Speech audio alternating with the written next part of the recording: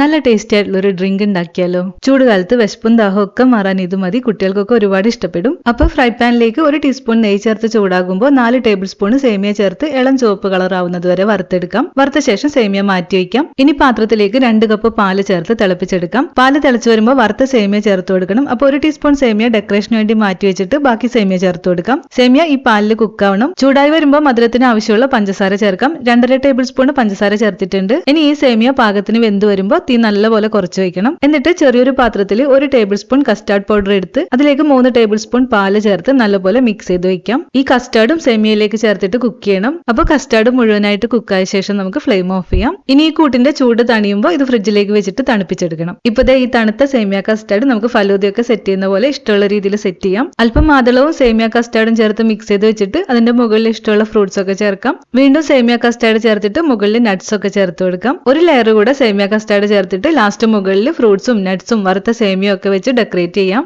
ഒരു സ്പൂൺ എടുത്തൊന്ന് കഴിച്ചു നോക്കിയേ, അടിപൊളി ടേസ്റ്റുള്ള സേമിയ കസ്റ്റാർഡ് റെഡി ആയിട്ടുണ്ട്.